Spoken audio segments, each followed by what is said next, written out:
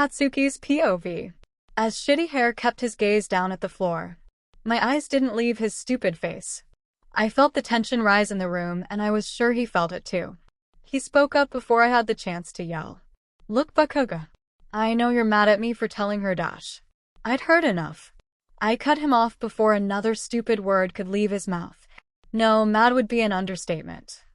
"I'm livid," I spat out, earning a glare I wasn't completely expecting. "Look, man. I don't want to argue, but she's gonna find out sooner or later," Shitty Hair said. I looked down at the floor, trying to contain my anger. I only helped save her because the old hag would kill me if something had happened to her friend's kid. I spat and turned on my heel and left before he said anything else that'd annoy me. YN's POV. Momo and I stared into each other's eyes. Neither of us knew what to say. I broke the silence by giving her an awkward greeting, one she quickly returned.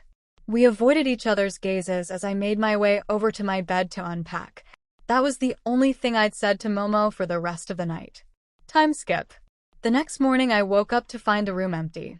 Momo's side completely clean and her bed made. I ignored the thought, however. Today was our first day of training, and I wasn't going to let Momo ruin that. I jumped out of bed and got ready. I quickly pulled up my tight suit once again, silently hoping that it would eventually stretch out. Outside of the hotel room and down in the lobby, the girl group met up with the boys and we all began walking to the bus together.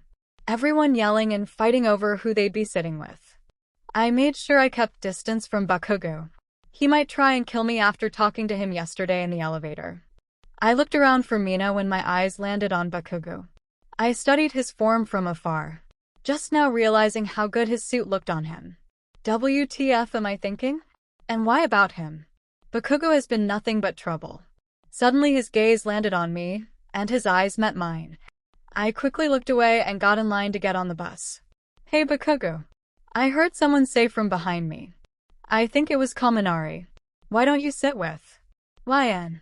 he said, and took off in a Naruto run as Bakugo chased after him with explosions in his hands.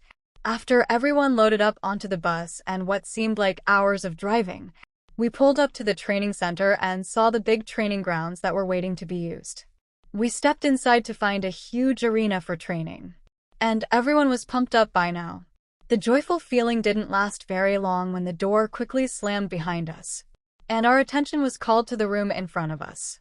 There stood some creepy-looking dudes, which were soon identified as the League of Villains by Mr. Aizawa.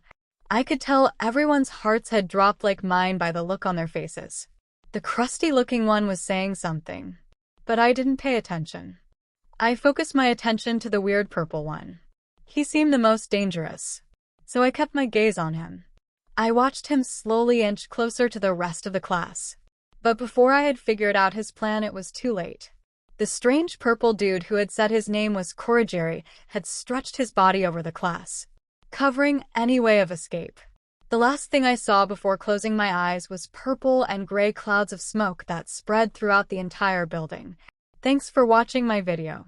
Make sure to like and subscribe to my channel so you won't miss anything I post.